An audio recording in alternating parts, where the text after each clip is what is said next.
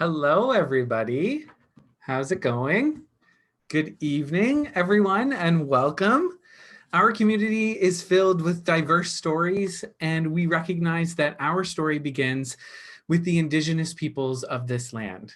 We would like to acknowledge that we are broadcasting this lecture on lands that have been inhabited by indigenous peoples for millennia, and we would like to honor the centuries of indigenous people who walked on Turtle Island before us.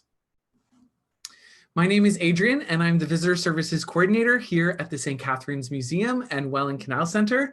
Welcome to tonight's lecture, Archaeology of a 19th Century Shipyard, with our very special guest, Dr. Kimberly Monk. We are now well into our lecture schedule during our closure, and we hope these lectures provide a bit of historical joy and also spark imagination and exploration into our city's rich history. Coming up in our lecture series, we are excited to present a talk titled Racetracks and Runaway Carriages, Life with Horses in the 19th Century St. Catharines, next week on June 16th at 7 p.m. with special guest lecturer, Dr. Carrie Cronin.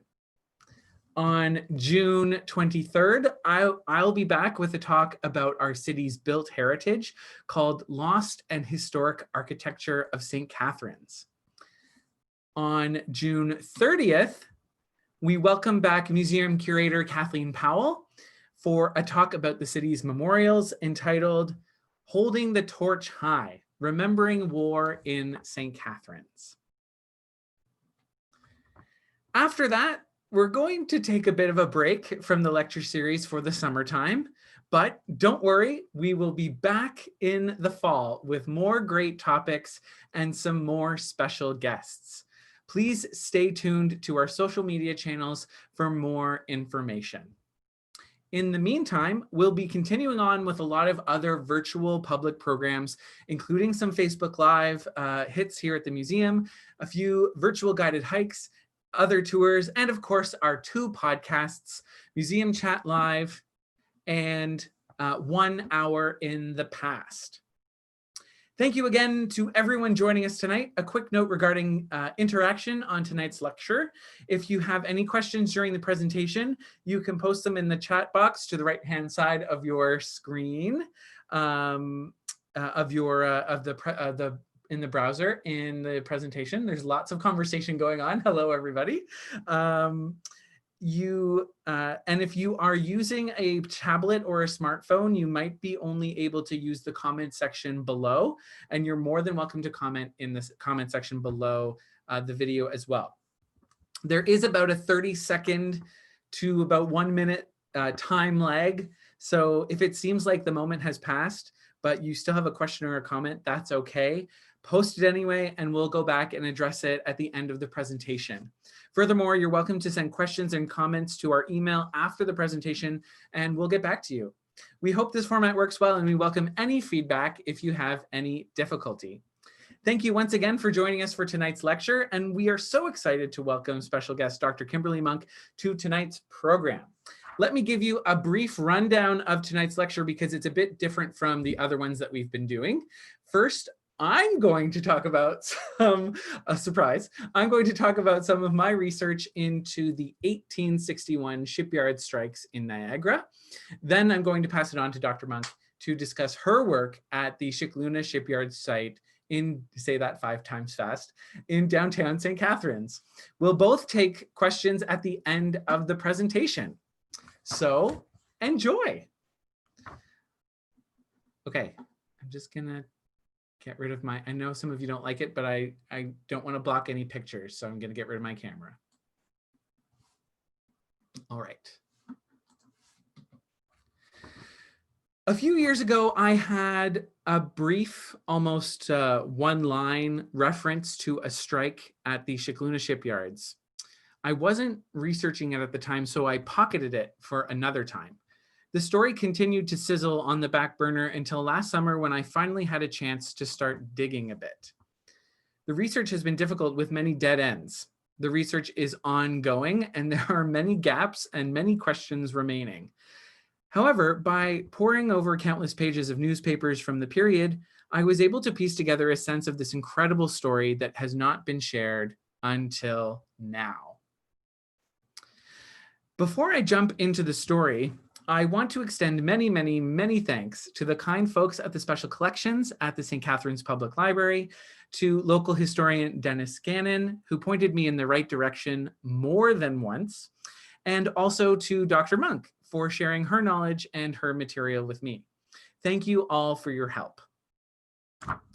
In early 1861, skilled laborers at Niagara shipyards organized themselves into the Welland Canal Ship Carpenters and Caulkers Association. They went on strike and demanded increased pay, regular pay in cash, and the first right to work.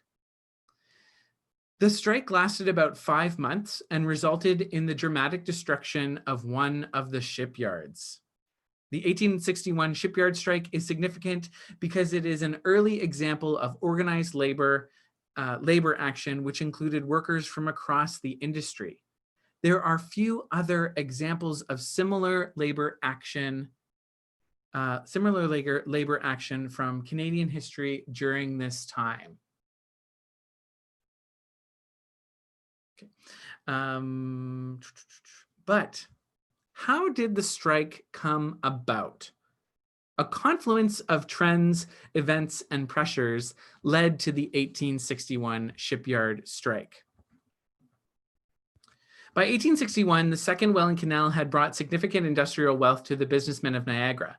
Niagara was known across the Great Lakes as an industrial powerhouse and dominated early manufacturing, milling, and shipbuilding. Because of the ease of access to resources and ease of transportation on the canal, numerous shipyards were very successful in St. Catharines, including the Muir Brothers, Muir Brothers in Port Dalhousie, and Donaldson and Andrew in Port Dalhousie, star number 2.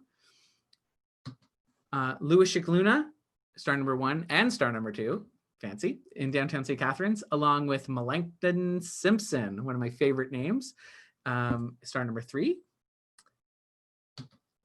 And of course, the Abbey Brothers in Port Robinson, star number 1. I will go back to these map slides if everybody wants to look at them a little bit later. Can everybody hear me? It looks like, I think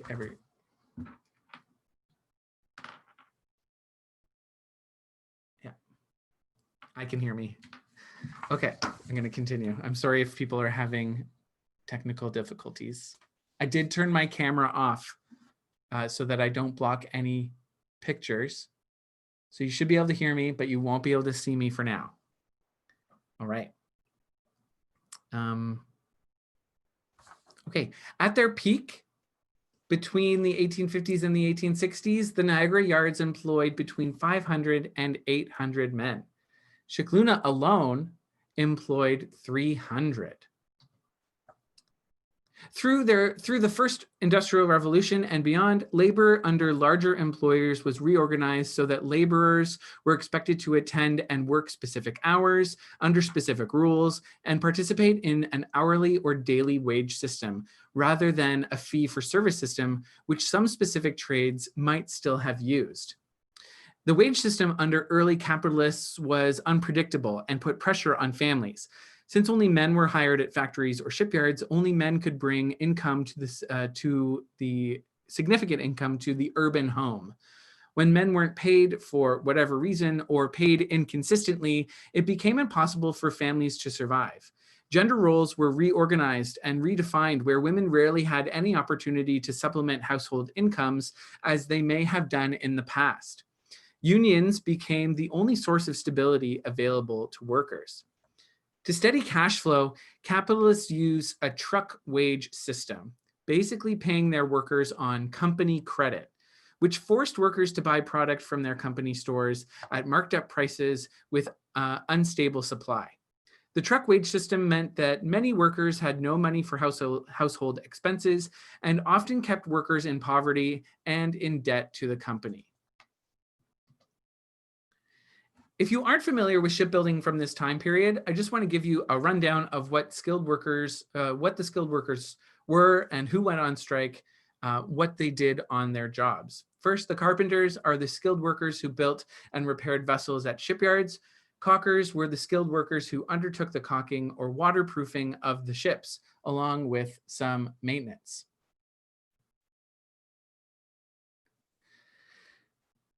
Steam engine technology was important to shifting the shipbuilding and shipping industries towards interlake and international routes. All the shipyards were capable of retrofits and new builds, but some were more successful at transitioning to steam than others. Changes in design and technology put pressure on shipyard owners and cash flow. For smaller yards, it was difficult to meet demands for multiple types of vessels. For larger yards, it was easy to overextend oneself. In early 1861, the carpenters and caulkers at various shipyards formed themselves into a union called the Welland Canal Ship Carpenters and Caulkers Association. Other unions with similar names popped up around the Great Lakes in places like Oswego, Hamilton, and Kingston. A number of issues combined to force the workers first to unionize in late 1860 or early 1861, and then demand change to their relationship with their employer. First, the shipyards were very busy at the end of 1860 and into early 1861, and additional laborers were needed to complete the work. A large number of temporary unskilled laborers were brought in to help. These temporary workers were paid in cash.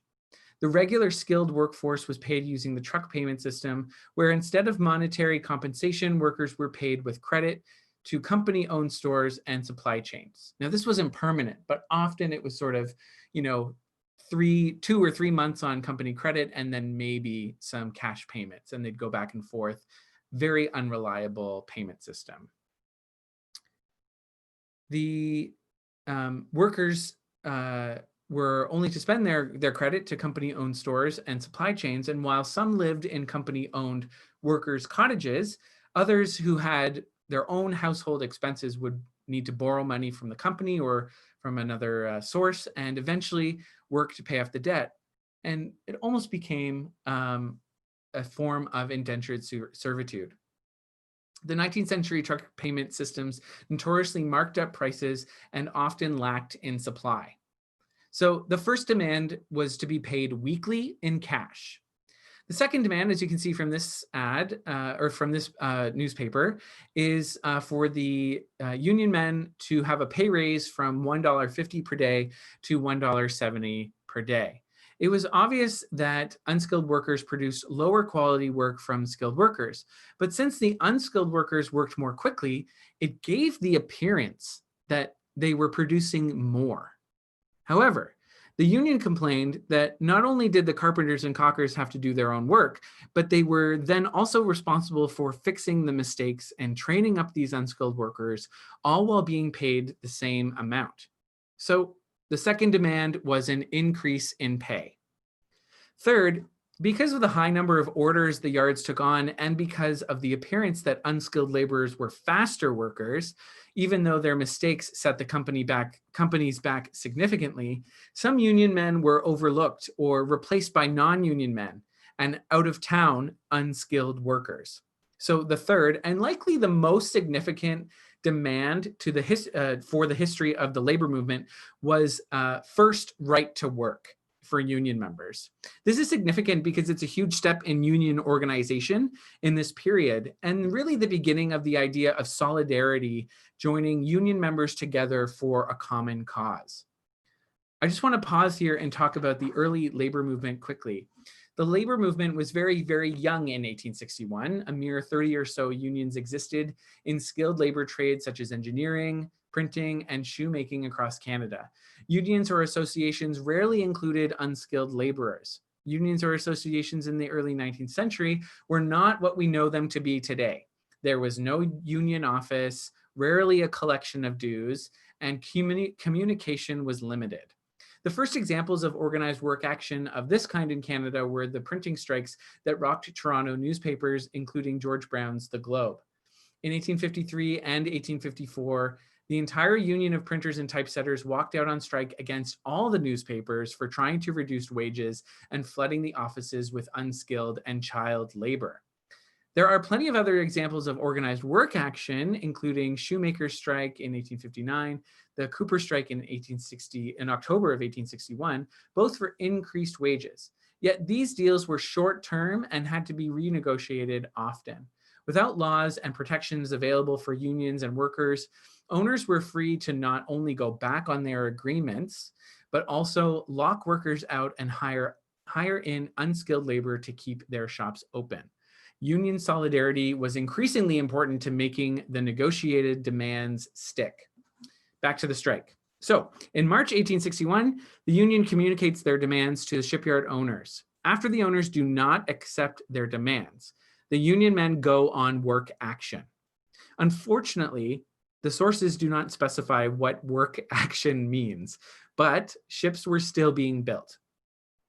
It was immediately clear that the unskilled laborers could not keep up where the union work action left gaps. And so the owners and the union eventually negotiated a back-to-work settlement and continued to negotiate their demands through April and May. Again, it's unclear what work action means, but it's they use the word strike in the newspaper, they use the word action in the newspaper. So it's obviously they're back to work, but it's unclear what that exactly they're doing and what they're not doing. By early May, it was widely suspected that owners were stalling and negotiating in bad faith so that their current ship orders could be completed and filled. There was no evidence, but this type of suspicion appeared in multiple editorials in this time frame. I should also note that it was unclear how coordinated the shipyard owners were. It seems likely that they were in communication with one another about the strike, but it's doubtful they worked together in a strategic way. It's more likely that one followed the lead of another. At the beginning of June, the union could not come to agreement, and the owners began locking out the union members. Since there were effectively no laws protecting laborers or unions, owners were free to dismiss workers and hire in other skilled workers and unskilled labor from wherever available. Owners like the Muir brothers took out ads attracting workers from other yards in Hamilton and Kingston, and the unions followed suit, calling for solidarity amongst all workers on the Great Lakes. Donaldson and Andrews in Port Dalhousie and the Abbey brothers in Port Robinson locked out their workers between June 1st and June 10th, and the Muir brothers, Shickluna, and Simpson locked out their workers sometime between June 12th and June 15th. The strike came to a dramatic and fiery head when the Abbey Brothers Yard in Port Robinson was completely destroyed by fire on June 13th in 1861. 3 members of the union were arrested: Gus Lennon, Mike Couture, and John Dorrington. They had been dismissed 2 weeks prior from the yard for being members of the union. I have yet to discover what happened to them after they were convicted. Despite some public support for the union, the yards were able to continue working at ship repairs, and the strike did not seem to have an overwhelming impact on the operations of the yards in Niagara. A few examples of work include the schooner S.D. Woodruff was sent to Shickluna's yard for repairs in April of 1861.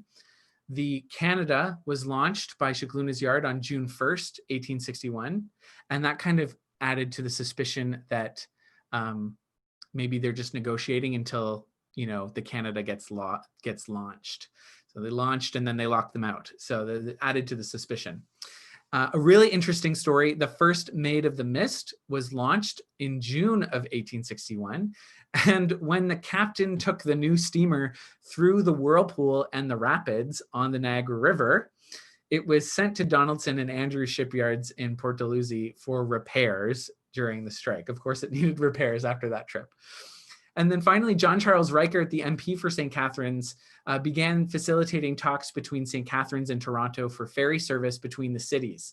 The ship that was going to be the ferry was going to be built in St. Catharines in the autumn of 1861. It's likely that by the end of the summer of 1861, workers were back on the job. On November 21st, 1861, the strike was certainly over. 2 men, members of the union, were seriously injured in an accident at Muir's Shipyard in Port Dalhousie. Union men had returned to work. So, did they win? The results of the strike are still unclear. However, it appears the union won their demands. In 1863, the owners were looking to reduce the pay of union workers from $175 to $150 per day, suggesting that the union had accomplished their goal, at least back in 1861. The workers at Muir Brothers were on strike again briefly in October 1863 because that yard wanted to return to the truck wage system. Again, another clue that the union had won their initial demands. Laws protecting laborers and unions did not exist. While the union men were back on the job with a new pay rate, being paid in cash, and having the first right to work, it would be a temporary, tentative, and tenuous deal that would have to be renegotiated again and again until the labor movement in the 1880s secured more rights for workers and protecting unions. In 1861, the 1861 shipyard strike is significant because it is an early example of organized labor action, which included workers from across the industry, more than one yard owner. There are a few other examples of similar labor action from Canadian history during this time. There is little to no historical study of these events, and only a few primary source documents, like the many newspapers we've been reading, that document or mention the strike in any form. The majority of this story is pieced together from newspapers with many gaps. So while my research continues, many significant questions remain, and please wish me luck as I continue my research. While the story of the strike is exciting on its own, a rare opportunity came along that would give the story and my research a little bit more relevance and urgency. I was taking my time after all, but like most, I work better with a deadline. In October of last year, the drama students at Governor Simcoe Secondary School were looking for a 1-act play to produce. I've been volunteering with Governor Simcoe's drama program for 5 or 6 seasons now, and in my own capacity, and I thought that the strike story would make a great piece of theater for the students. So off we went. I finished up my research and shared it with the students, and they began writing and workshopping a play. It was a very rewarding experience, and we were just finished the writing workshopping stage just before March break. We had planned to come back after March break for rehearsals, but you know, everybody, the rest is history, I guess. And so we had hoped to present it around actually this time, perhaps last weekend or this weekend. But like so many other important cultural events, we'll have to wait for a safer time. Thanks to technology, however, the students and staff at Governor Simcoe were able to put together a virtual performance of the opening scene of the play, which I am very excited to debut here on tonight's lecture. I would like to thank Raska Risco, Christopher Pierce, Chris, and all the amazing students at Simcoe Drama for jumping into this project with both feet. I'm so sad we weren't able to do it in person, but maybe someday soon. I'm pleased to present to you the opening scene of Strike 1861, starring the amazing dramatic arts students at Governor Simcoe Secondary School. And just a moment as I trade screens here.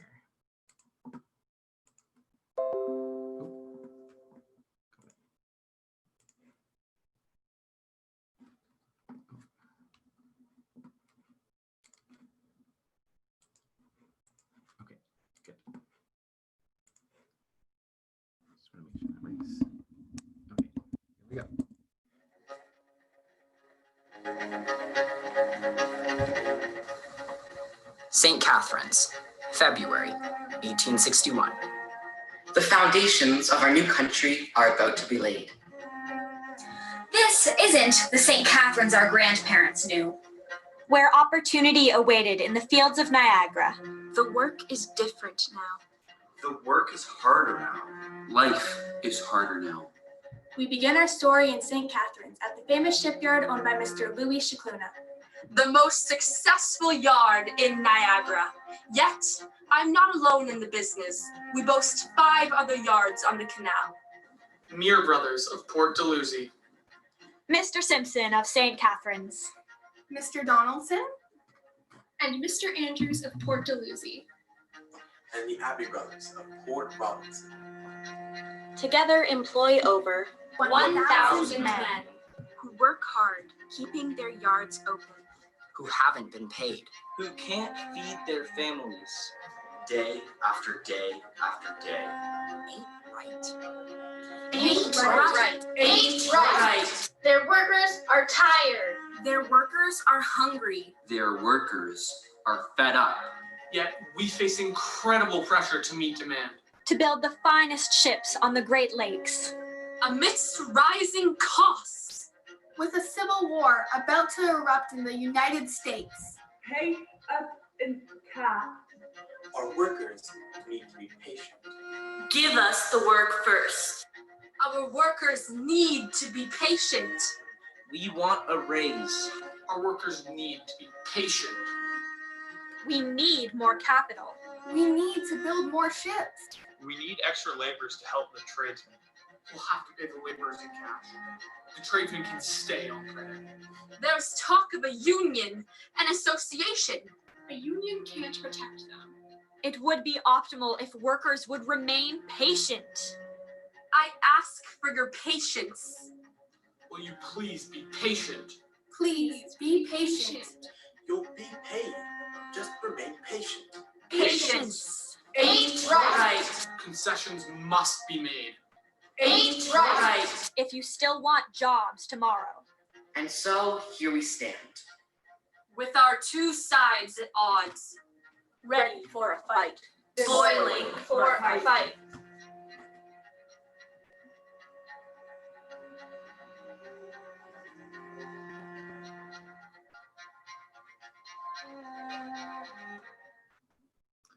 Awesome. Okay, I gotta bring my screen back here. Okay. At this point, I'm going to welcome, well, first of all, round of applause. Round of applause for the students at Governor Simcoe, some of who are watching tonight, I think. So yay. And at this point, I'm going to welcome in Dr. Monk. So I'm going to stop sharing and I'm going to bring Kimberly in. Hello, Dr. Monk. Let's see if we can get her. There we go. Hello. Hi, Adrian. Thanks so much for joining us. Oh, well, thank you for having me. And it's great to see everybody on the chat board. Yeah. Clayton and Belle and Colin and others. So thank you for attending this evening's talk. Absolutely. That was great work, by the way, Adrian. I love that. Thank you. Yes. The story is fascinating, but also the play,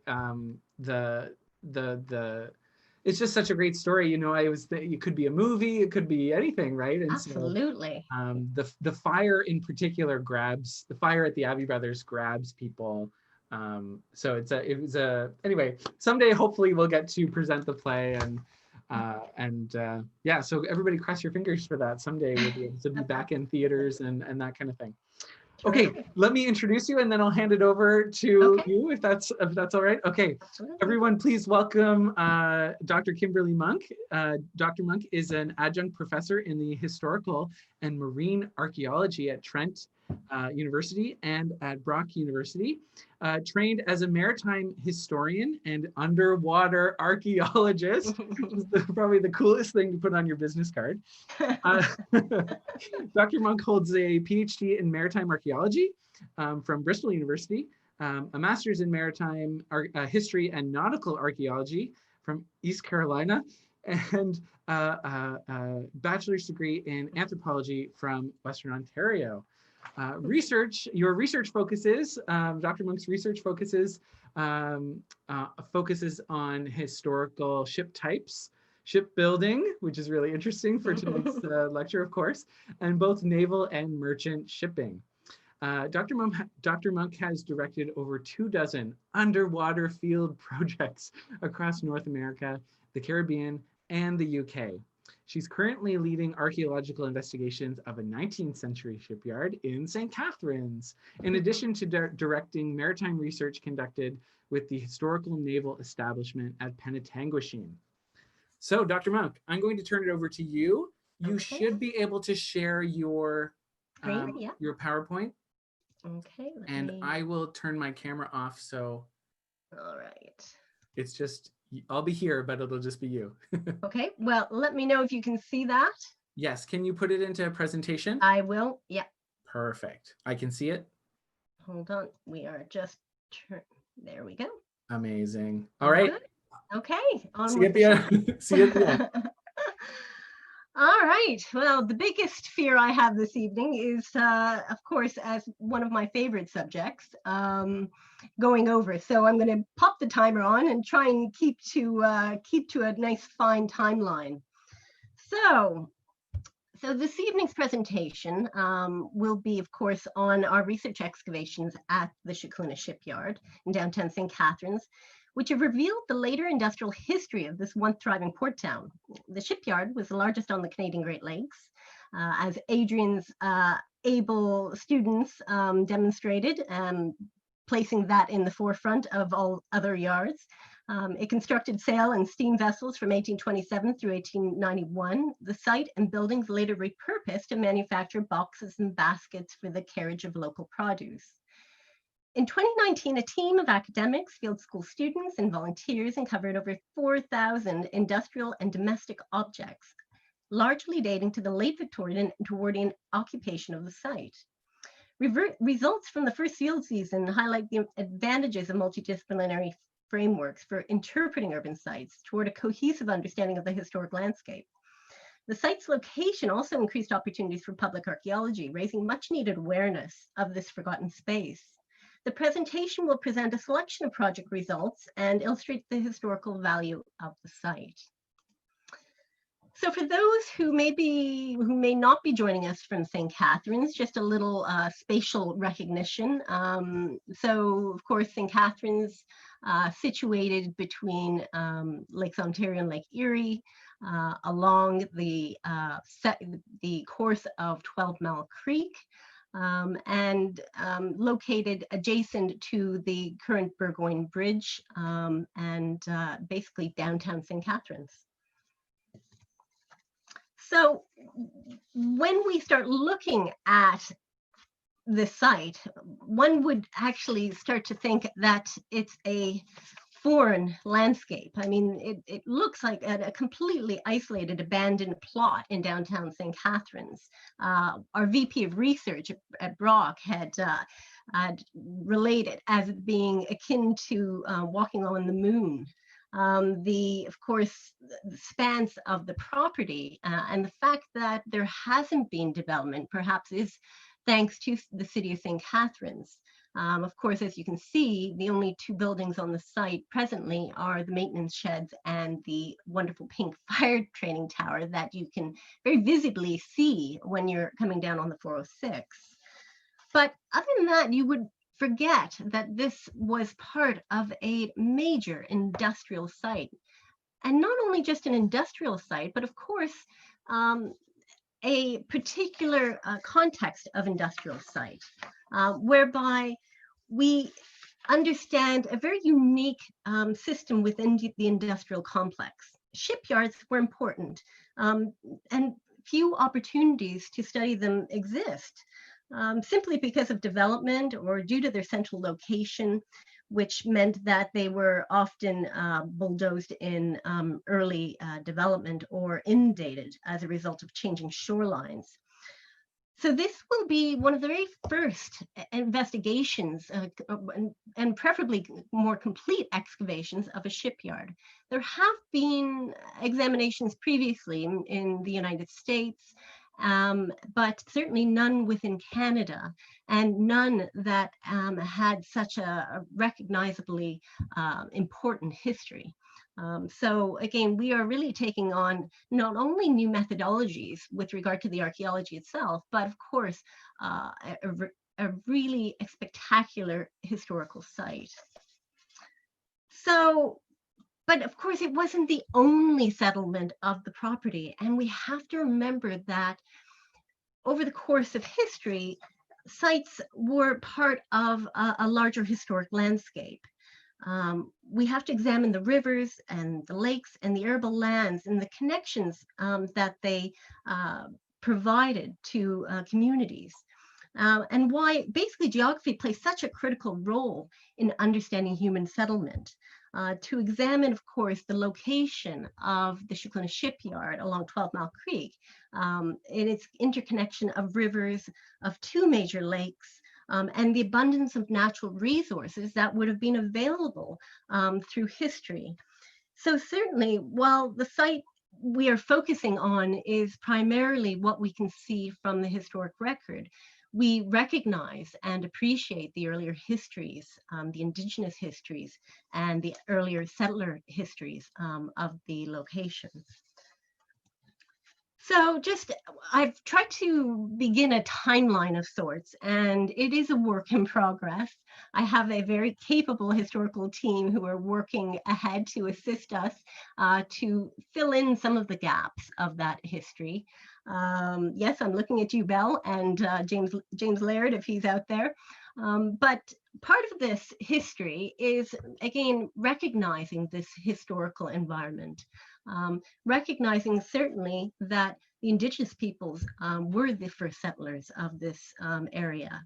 And certainly with the retreat of the last ice cover from Niagara around 14,000 years ago, the first recorded humans entered the Lake Ontario region, arriving about 9,000 years ago, when the environment was transitioning from a spruce to a pine forest as a result of the changing climate. While few Paleo-Indian sites have been identified, in part due to their location along shorelines, which are now submerged, I'm confident that with commitment by various Ontario agencies, we will better understand this important history and better understand the human landscape prior to European settlement.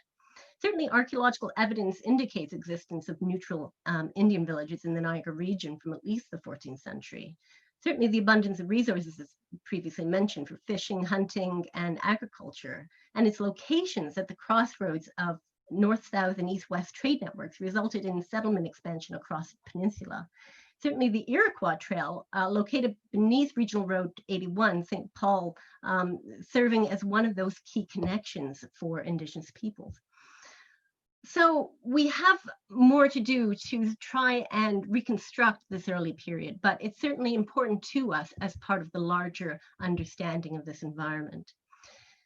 From settler communities, we start to reconstruct some of the individuals who owned or leased the property. John Hayner, who was one of the Butler's Rangers, who returned from the War of American Independence and had bought the property in order so that he had area for farming. There's some question as to whether George Adams was the owner. And again, these are some of the more particular details that we're trying to reconstruct. Who owned what part of the property and when? But again, we do know that there were a number of settlers on the property, certainly prior to its use later as a shipyard. Of course, the first shipbuilder to arrive at the yard was Russell Armington. And we know that he had at least leased the property from as early as 1828 and through to his death in 1837.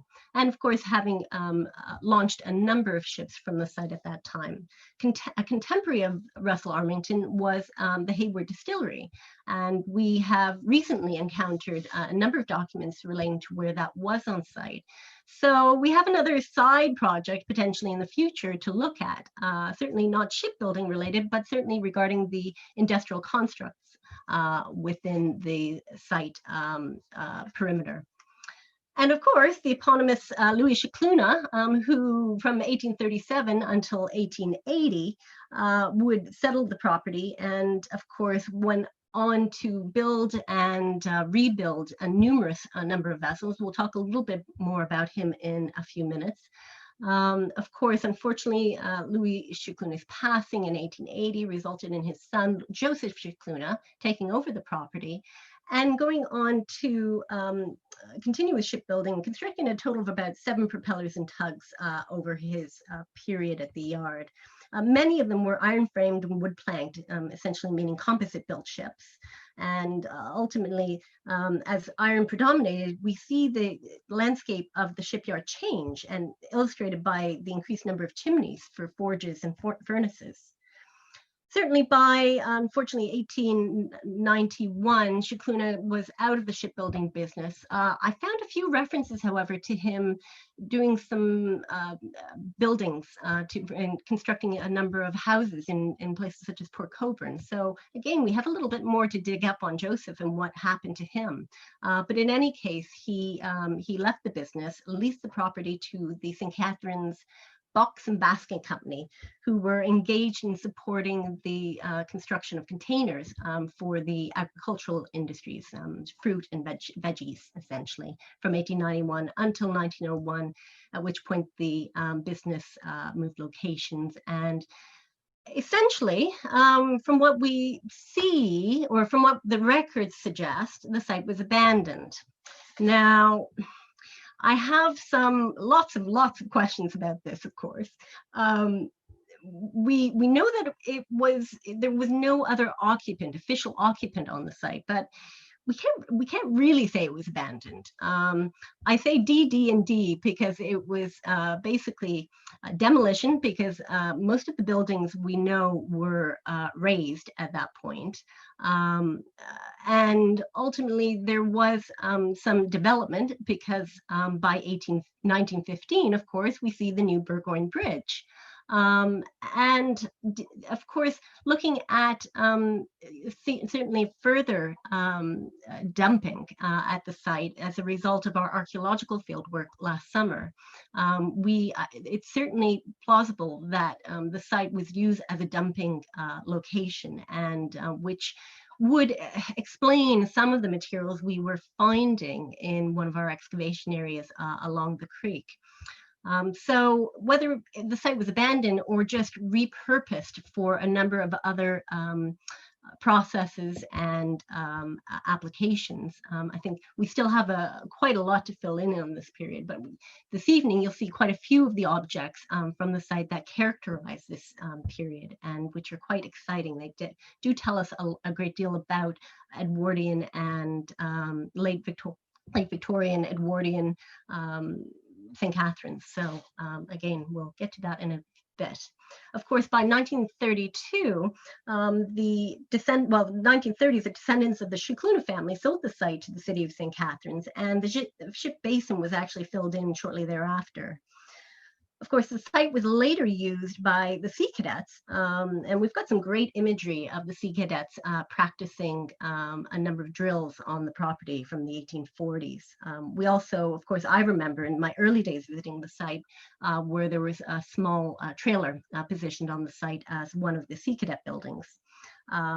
But at least certainly by the 1950s, the city is building modern infrastructure on site, including maintenance sheds, and by 1974, the wonderful pink fire training tower.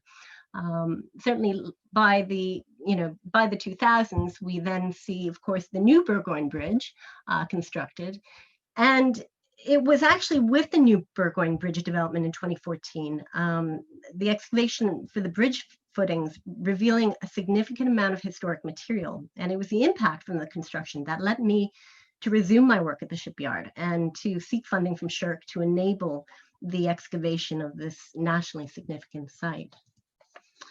So, of course, we have to have a visit from our dear shipbuilder, and just a brief biography for those who haven't caught the previous lectures by me. Certainly, Shickluna was born in Malta in 1808 and later emigrated to Canada in the 1820s, working in Quebec and New York before settling in the Niagara region. He first developed his skills as carpenter under his father at Valletta, constructing ships for the Royal Navy during the Napoleonic Wars. After working in the Atlantic trades for a short time, he later took jobs at shipyards, building sailing and steamships, and later boats for the Erie Canal. He then served as an apprentice to a Youngstown, New York, a shipbuilder, where he was trained in drafting before receiving an invitation by local businessmen Henry Middleburger and William Hamilton Merritt to set up his own shipyard in St. Catharines in 1837. With the passing of Russell Armington, of course, the property on 12 Mile Creek would become a key location, was already a key location on the first Welland Canal, and positioning 30-year-old Louis to situate his skill and enterprise and support shipping and trade over the next 40 years. Shickluna was an innovative and industrious businessman. He was a shipbuilder, a ship owner, city councillor, philanthropist, and as importantly, a citizen of St. Catharines. He was admired and appreciated for his skill and goodwill, and was frequently mentioned in contemporary papers and other representations, highlighting his historical importance to Canada. It's that legacy which we are trying to capture with this project and which makes this study ever more important. The archaeology, of course, is a testament to the man and his business and what he contributed to Canada. Of course, he's credited with building over 150 ships and infusing nearly $200 million into the Canadian economy. Demand for skill led to a workforce at the yard of up to 60 men per job, and the establishment of a dry dock and the yard at the yard's height between 1846 and 1877, where he was launching between 5 and 7 ships per year. In this very now quite famous, I suppose, for the Shickluna Shipyard, 1864 photo, you know, with the amount of time that we have for this evening's presentation, this really captures the breadth of his shipbuilding, certainly in his heyday, with 4 ships under construction in the yard. The Perseverance, a propeller, which would have been launched on July 6, 1864. She was built for the grain trade. Unfortunately, she was lost by fire in New York in 1868. So she didn't have a great long career, but in any case, her role within the bulk cargo trade was critical.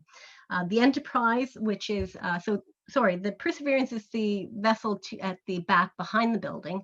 The Enterprise in front of the building on the left-hand side.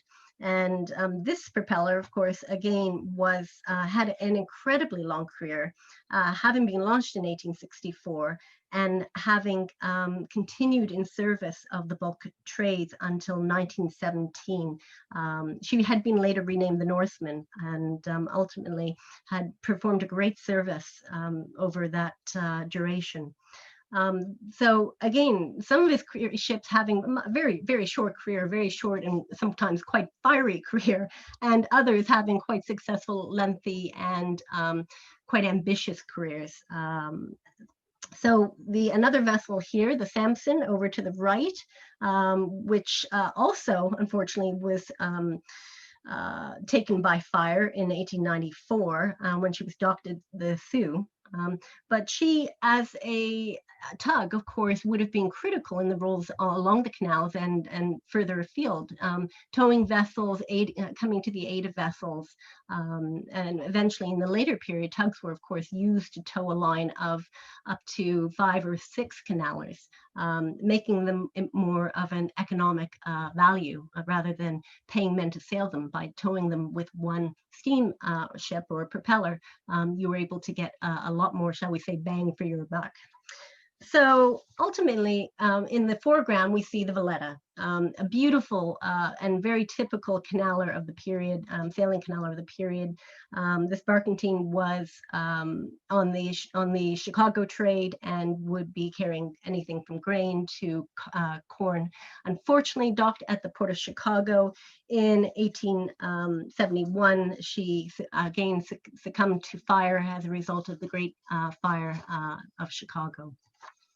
So again, we're looking at a number of ships here in the foreground under varying stages of construction, and it really gives you a sense of the activity and the encouragement to study a site like this, with the number of ships and a number of industrial activity going on the site. We're reminded of just how important and how valued it was to St. Catharines and to Canada during the 19th century. So archaeology of a historic shipyard, what we know is that what we are going to find evidence for are any one of these types of buildings. Of course, we are working on two of those right now, the boat manufactory, which produced small boats and related equipment, and of course the laborers' houses to the south of the main shipbuilding complex, where Shickluna housed a number of his workers. So this is why we are so excited. There is an expanse of structural evidence for the shipyard itself. And then, of course, to document the process of shipbuilding is part and parcel of what we will be doing. So what happened in 2019? Of course, we, with our very capable crew, who you'll see in a moment, managed to excavate a large, 3 large sections of the site, and encountering 4,000 artifacts, from household to domestic material to building materials, industrial materials. Again, such a range of refuse, and critical to our understanding of certainly the later period of the shipyard, but also of the later settlement of the site. Of course, we managed to do this in 22 days. So the actual field work took place between July 15th and August 18th, but between wind and weather days and other requirements for our field school, our historical archaeology field school, we managed 22 full days on site. The actual combination of hand and mechanical excavation was undertaken to a maximum depth of between 60 and 80 centimeters, which was achieved across all 3 areas. So that was quite an accomplishment in such a short period of time. And we had 15 very brave crew members, all of which receive extra gold stars for their hard work, and especially in the early days of working on the Operation Area 1, which was rather a bit of a mud pit. Welcome to archaeology. And of course, in the heat and the quick disassembling of the site when we saw storms coming, again, they were an amazing field crew. By the way, I wanted to point out here, we are using the wonders of Colleen Beards, who's Librarian Emeritus at Brock, our sure co-applicant, and very much a map whiz, using her maps to visualize this. And I recommend looking at the URL situated below Field Crew if you'd like to see more and layer different periods across the site. It's a great map program, and again, we'll be using it more effectively in future as we progress. So this was our very able and active crowd, or at least some of them, for the project and for the duration of the project. Of course, we were running it as a field school, all the while also providing an opportunity for community archaeology to involve members of the public who had previously had archaeological training with our dig. Again, we had so many different layers to the project, from our original launch with the shovel ceremony to our open days, which allowed the public to come and visit us. It was a whirlwind, it really was, but it was exciting and we accomplished so much. So for you out there, my weary crew, or perhaps more rested now, thank you, because this project wouldn't have happened without you. So, of course, a few snapshots of the actual dig, and then we're going to go into talk about certainly some of the materials from the site. Excavation work, of course, at OA 3 up in the upper left corner, our operation, which is of course the boathouse, which I failed to mention. We can see intact structural posts along the line, which again really bode well for preservation for this site. And as you'll see from one of the objects, it impresses upon us the potential of conservation on this plot of land. Our OA1, which were the laborers' dwellings up in your upper right-hand picture, up in the upper right-hand corner.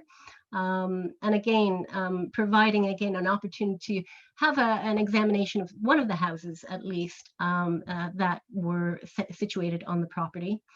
Amazing crews screening away finds and helping to make sense of the piles and piles of dirt. And of course, our wonderful crews, both from the library, the volunteers from the library, and our research assistants who aided us to process the finds.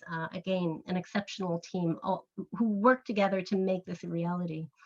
Of course, when we look at historical archaeology, it's not just about the artifacts. The value of historical archaeology is that we use a range of sources, documentary sources, historic maps, ship's plans, individual biographies, company records when they are available, to more fully reconstruct how shipbuilding and shipping impacted the local historic landscape. Unfortunately, there are few records regarding the shipyard, regarding the business affairs at the shipyard.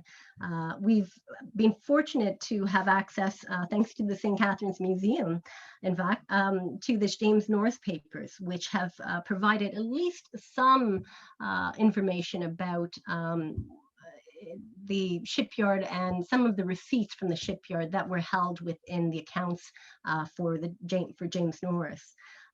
Also, the National Archives in Canada holds a number of documents relating to construction of defense ships, such as a gunboat that Shickluna was commissioned to build.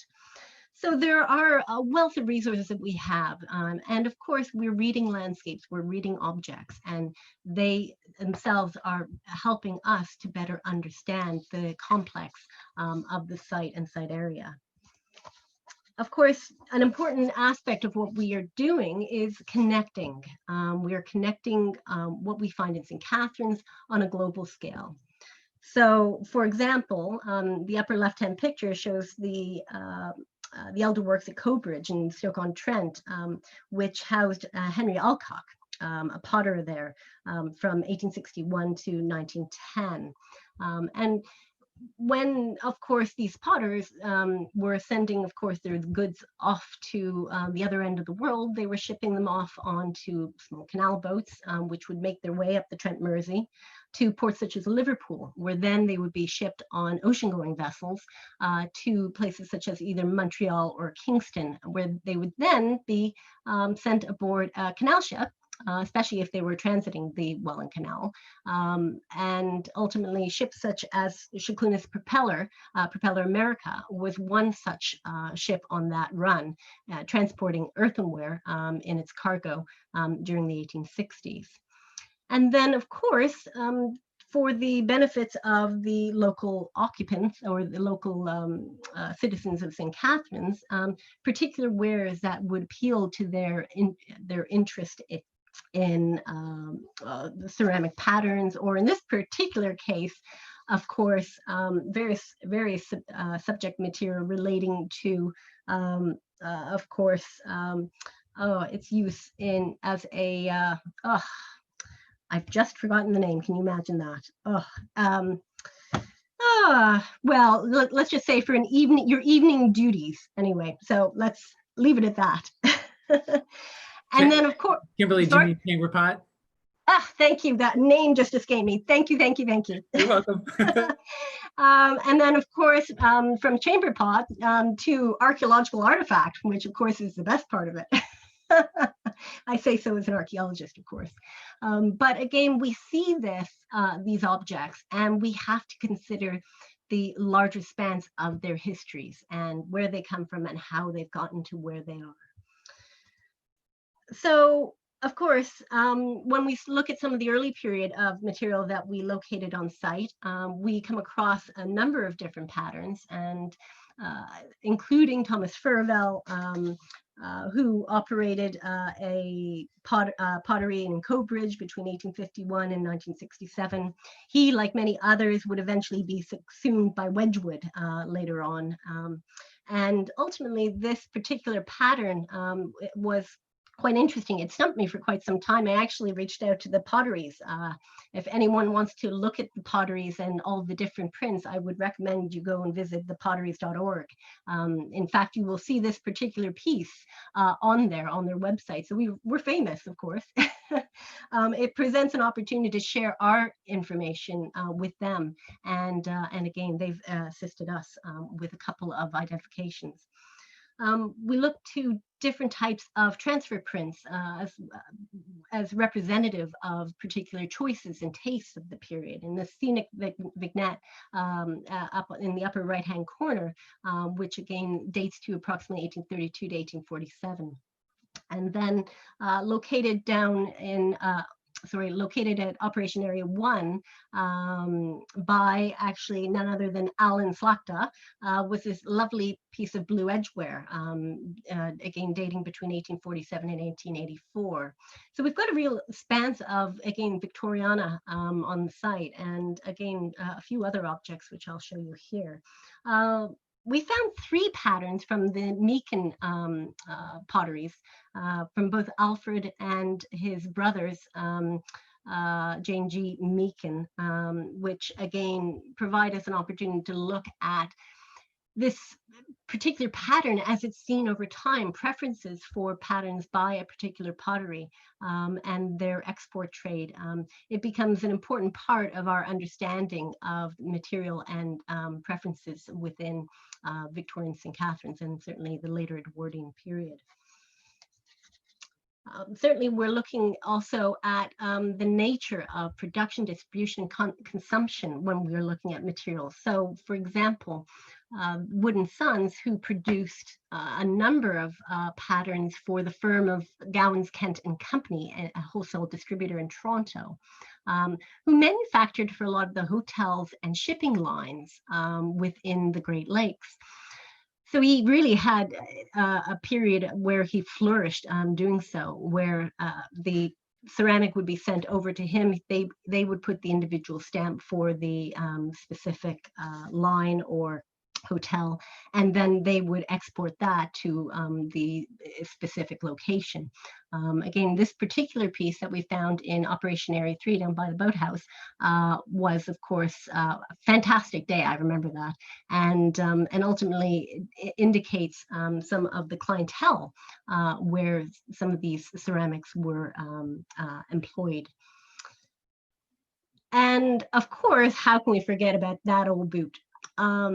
One of the terrific finds of last year was, of course, this really remarkably preserved lace-up, either a youth or a lady's lace-up boot manufactured by Goodyear. It dates circa 1898, but more importantly, it illustrates the preservation on site and the potential for uncovering other key organic materials. You know, a few of you are waiting on a particular ship, so this in itself bodes very well for the preservation of timbers and other organics. And again, it also stresses some of the tastes, some of the uses in terms of fashion and clothing within St. Catharines of that period. The wonderful branding of Goodyear is very fortunate and was very recognizable from its removal from site. Of course, everybody loves a before and after. Come on. So a few of the finds that I've done a sort of before and after for. The first was a porcelain oyster plate that was produced in Austria by a company called Merkelsgrün and stamped with this green clover. The clover back stamp was used between 1912 and 1918. So we have a really fine timeline for this piece of ceramic. Again, what of course, not only does it tell us about this, what the preferences were in the ceramics, but of course, what they were eating. So the wonders, we did find a number of shells on site, mussel shells and an oyster shell. So again, we get an idea of the diet of the occupants, certainly within both the laborers' houses, but also perhaps within the shipyard context. The second image, of course, is a wonderful Pond's cream milk glass container. And of course, Pond's was developed as a product, as a company in the US in 1846 and became the world's first skincare brand. Of course, the importance of this Pond's cream was that it didn't require refrigeration, which helped also, of course, to enable the beauty of St. Catharines ladies to retain their grace, softness, and femininity as we start to see their changing roles during the Edwardian period. And of course, you can still buy Pond's today, which, you know, it's always a bit amusing when the same product that you found on your archaeological site is still in circulation. And of course, the next piece here is a example of depression ware. So depression ware essentially was glass, you know, was basically glass that was cheaply produced. But companies such as Anchor Hawking, which produced this piece in the Mayfair pattern, and as an open, basically handled serving bowl, were important because they allowed those who were suffering through the Depression to still have beautiful wear. They would be able to reach out to different sections of the community and still be no more than a cost of a loaf of bread, about a nickel. And it would be a cheerful reminder that, you know, things weren't always perhaps so bad if you could serve in such a beautiful bowl. So again, these were a few of the objects that we were able to ascertain specifics on.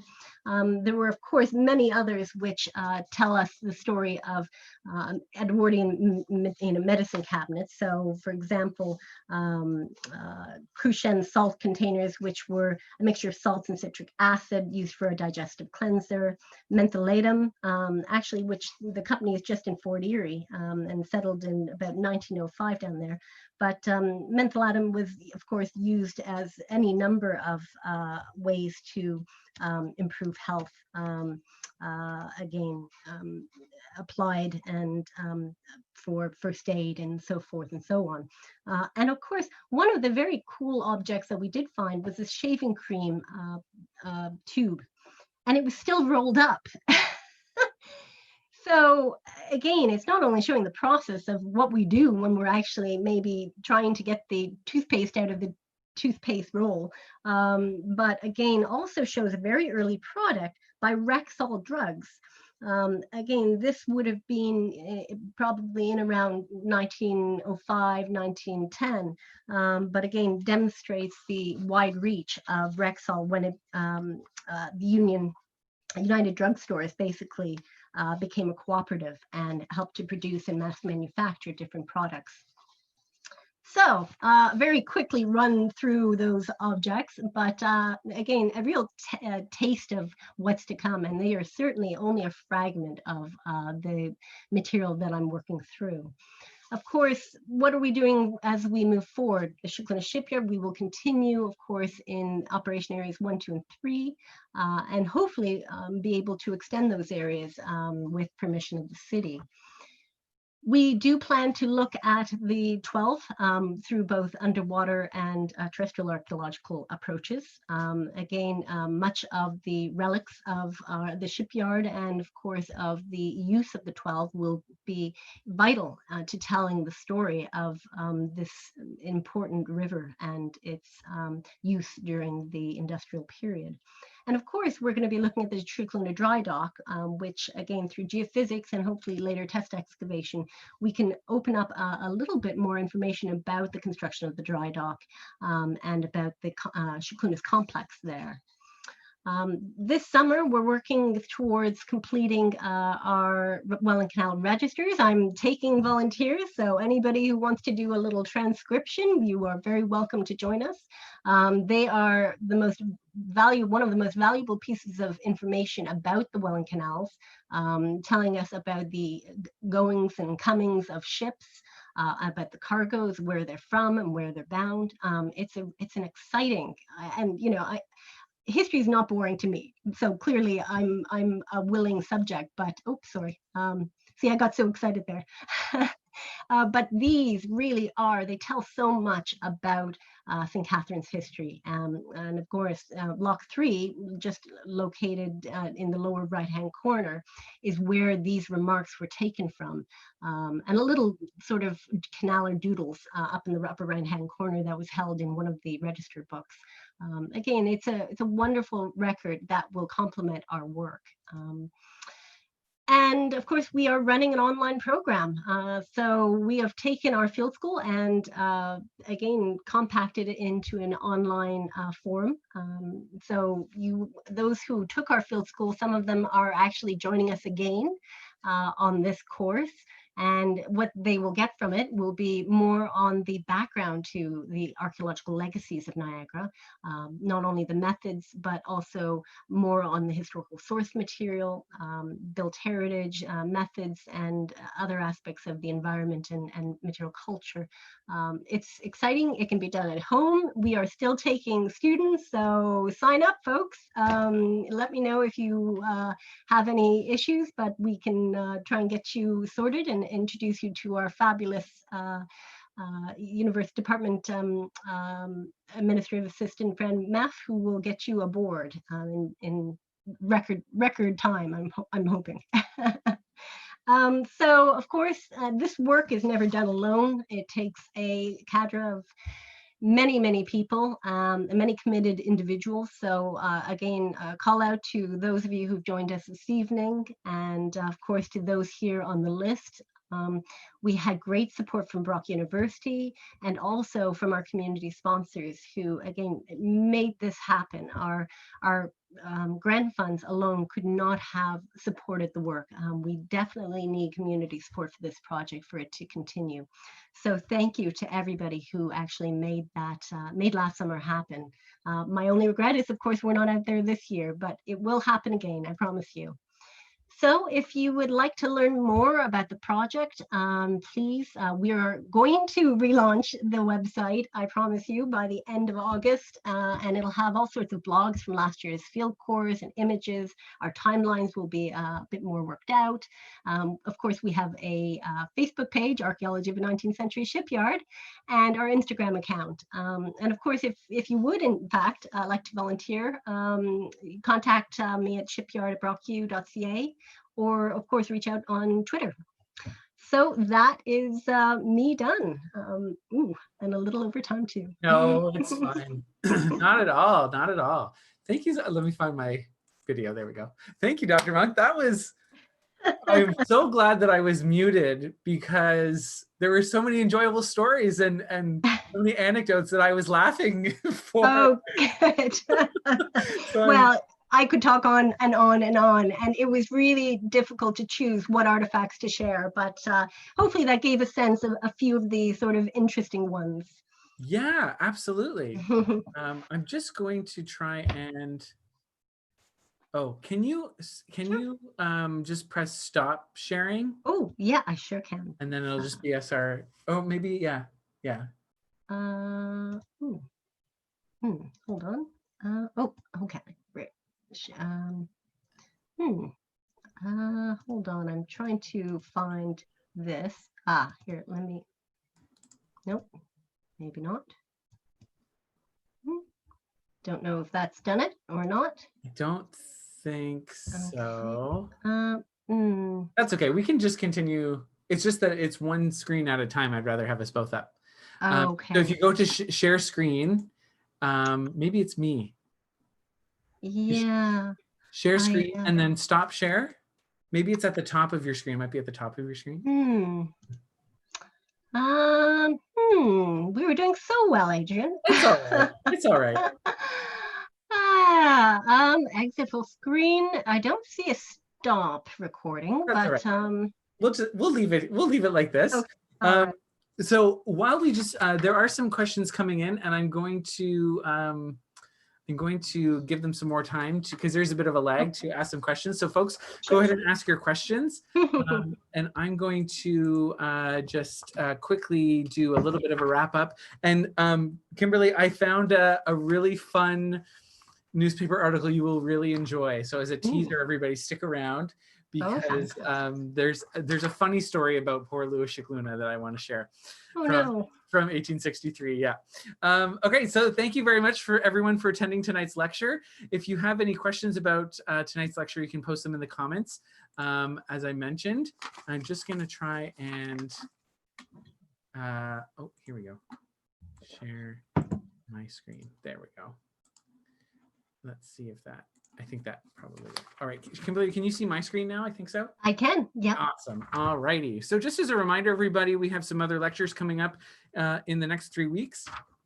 So Dr. Carrie Cronin will be here to talk about her talk, Racetracks and Runaway Carriages, Life with Horses in 19th Century St. Catharines, and that's going to be very enjoyable.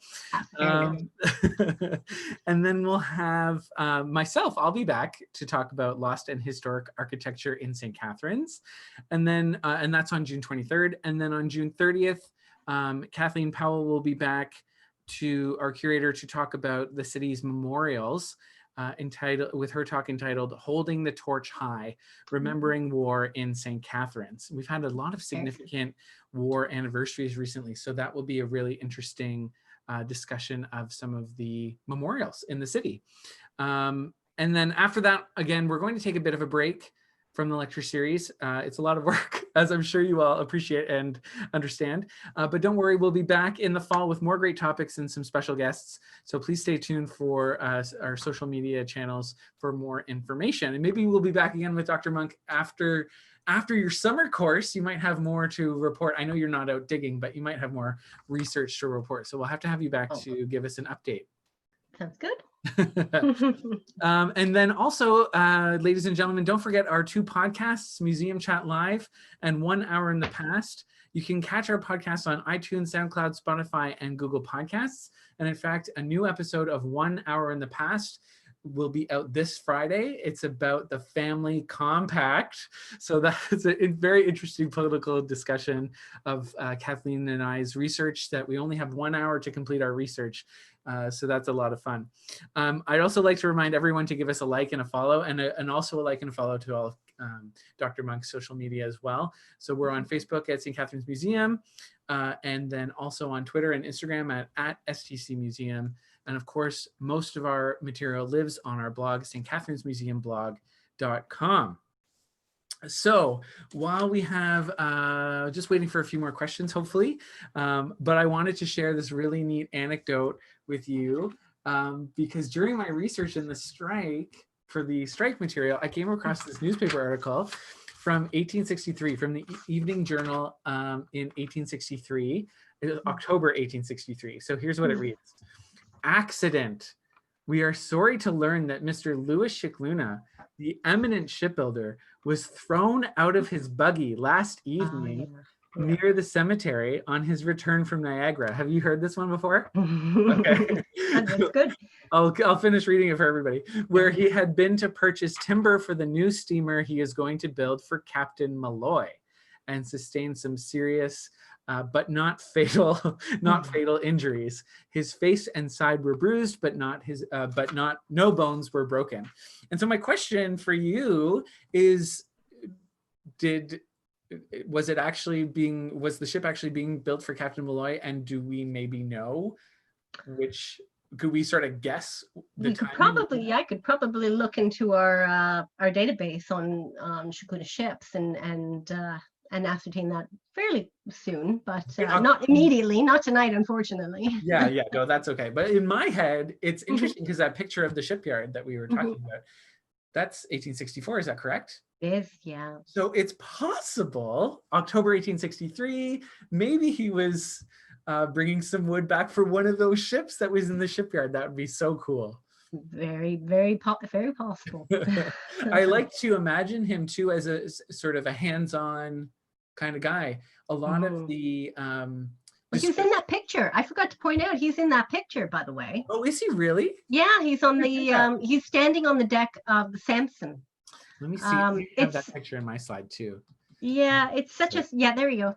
There you go. So he is right up here, right up in the bow. So the image of the Samson, the tug, which is on the far right. Okay, let me see. This right there. Yep, that's the one. Oh my gosh. So he's up there. That's incredible. Checking the workmanship, making sure that fair pay. Absolutely. And it's hard to reconcile that sort of the capitalist of the time period. He wasn't like that at all. From every description that we have about him, he wasn't sort of a hardline capitalist or anything like that.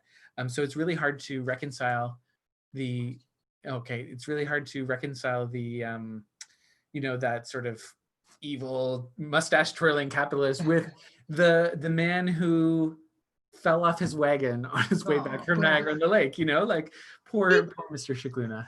I get the idea he was very fair, but he also knew the value and craftsmanship that he was putting out. And actually in the correspondence that I'd mentioned earlier with, that's held at the National Archives, in which they are trying to bargain, the government is trying to bargain with him to build a gunboat.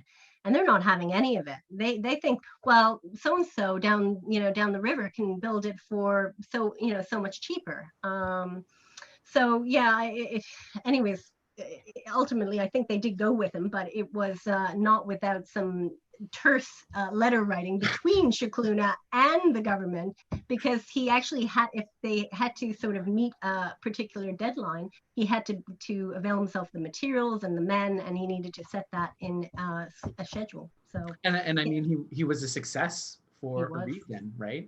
Most successful shipyard on the Great Lakes in the time. So of course he was he's going to do what he's got to do. That's hilarious. I could just imagine some of these personalities. We do have a couple of questions. Okay, so James asks, the artifacts shared today were mostly Chinaware. Can you give us a sense about other categories of items you recovered? So, as I mentioned earlier, we did find, of course, industrial materials, bricks and nails. Oh my God, the nails. Of course, we found other materials that would have been used for equestrian use. So we found some leather bridlery among the finds in OA3. OA3. We found a lovely figurine, again, which was exported from Germany, again, demonstrating these wonderful global connections. And this little figurine dating to about 1900 would have been on the counter of a refined lady, used as a pincushion or as a tea cozy. Found a thermometer, a mercury thermometer. I'm always amazed that glass survives, when it's sort of thrown into a pit with all sorts of other things. But about 3/4 of this mercury thermometer produced by the Facney company down, I think, in New York, Watertown, New York. Anyway, so that, again, was among the finds. Tons, again, of course, ceramic made up a huge quantity of the assemblage, but we found glassware, found the Niagara, the Niagara soda company, I think. Anyways, again, other types of bottleware, Vicks Vapo Rub, so a 1920s Vicks Vapo Rub salve. And yeah, I think I made a mention on our Facebook site early in the pandemic about, of course, the use of these with the Spanish pandemic, and how they sold out because everybody was putting it on them, hoping that it would stay the virus. Oh gosh, what else? Let's see. Yeah, 4,000 artifacts. Yeah, 4,000 artifacts. I mean, it just, the list goes on. But again, between the organics, we found coins, we found some cutlery, but from a later period, probably 1930s, 1940s. Of course, we found just a lot of refuse too. They've been dumping on the site for years, and with that comes a lot of mixed context material. Found pellets, fertilizer pellets on OA1 in the laborers' houses, which again, first when you first looked at it, really did look like glass beads, and so there was some excitement felt. And fertilizer beads, Yeah. But it was, I mean, just the quantity of finds and the diversity of finds and the different patterns of ceramic. Again, it was exciting. I didn't expect it to be quite so in our first season, because it takes time to obviously get to depth and to of course excavate the material that would have been corresponding or contemporaneous with site. I'm glad you did mention in your talk too that the leather boot sort of gives you, as an archaeologist, a good sign about maybe the, crossing fingers, the condition of the hull that may be, what is it? Is it 20 feet down or so? Probably. Yeah. That's so everybody cross your fingers then. Exactly, cross your fingers indeed. That's so interesting to think about organic material that way, and so that's really cool. Now, I have just a quick question, and I think that's about it. We're going to wrap up unless you have anything else. But my one question about what you were talking about with the garbage was, or sorry, refuse or whatever the technical term is. Does it take a lot of detective work to tell what's garbage and tell what's artifact? Like, how much sifting and processing do you have to do to determine what's artifact and what's garbage? Well, some people call it garbology, the study of garbology, that yesterday's rubbish is today's valuable find. But of course, when we speak about the historic period, for me, there's a line. And while obviously our contemporary history, contemporary archaeology is a valuable area of study, certainly many of my colleagues are involved in it, usually because of certain types of production, the materials and the actual patterns, we can generally tell fairly quickly if it's more historic, of course, or a more contemporary pattern. But inevitably, we have mixed context when we do this type of work, and we're going to come across a McDonald's straw in combination with an 1840s ceramic sherd. So it's the nature of environments and the nature of how sediment, how landscapes change over time. So you really wear a lot of hats as an archaeologist. You do need to know the modern period. I spent a lot of the winter actually researching everything from GM Ford signs to other plastic objects that we found on site that again date to a much later period, but were introduced in dumping on site. So yeah, it takes time. You're a detective, you have to look at the historical materials, you have to look at the materials themselves, and of course there's a lot of web research involved. Unfortunately, we live in the age of the World Wide Web, and we have access to contacting companies to find out about the materials that may have been lost. So it's extraordinary. Historical archaeology is a fascinating area, and hopefully I can introduce a few other people to it over our summer course. Yeah, yeah, absolutely. And we'll definitely share all of the information on our panels, and I'll send out the information in the next email out to the lecture folks as well. Great. Thank you so much, Dr. Monk. That was a fascinating talk. Best of luck this summer with the course. Thank you. And yeah, all the best. Thank you very much, everyone, for tuning in, and we'll see you next week for our next chat. Thanks very much, everybody. Bye. Bye.